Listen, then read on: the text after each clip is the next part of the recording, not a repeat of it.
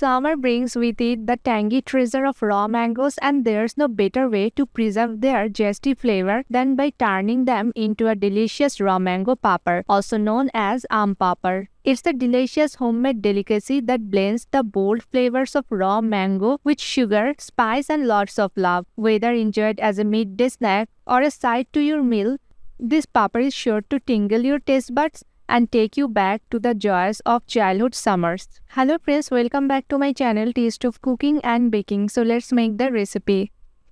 Start by taking 2 raw mangoes. Peel the skin, cut them into small pieces.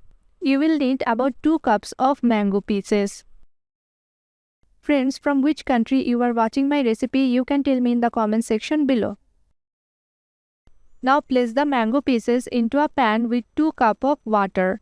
Add 2 cups of water and place it on medium heat. Let the mango pieces come to a boil while occasionally stirring.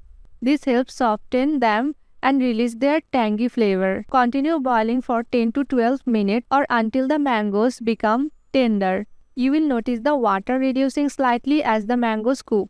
Once done, turn off the heat and let the mixture cool down completely. This cooling step is important before moving to mash the mangoes. Once the boiled mangoes have cooled completely, it's time to mash. You can use a potato masher or even a blender if you prefer a smooth texture. Now place the pan on low flame. Add half cup of sugar to the mango pulp. Mix gently and continuously to dissolve the sugar and avoid burning. You will notice the pulp turning glossy and thick as the sugar dissolves. Let it cook on low heat for 3 to 4 minutes. Now in a small bowl add 1/4 cup of water and 2 teaspoons of corn flour. Mix it and pour it into the cooked mango sugar mixture. Now keep mixing to prevent any lumps. Once added, continue cooking the mixture on low flame for 5 to 6 minutes. To enhance the flavor, I am adding 1/4 teaspoon roasted cumin powder, half teaspoon salt, and 1/4 teaspoon red chili flakes. These spices balance the tanginess and sweetness, giving the papad a unique spicy twist. Mix everything well into the mango mixture. Take a clean steel plate, lightly brush it with some oil to prevent sticking. Carefully pour the hot mango mixture onto the plate.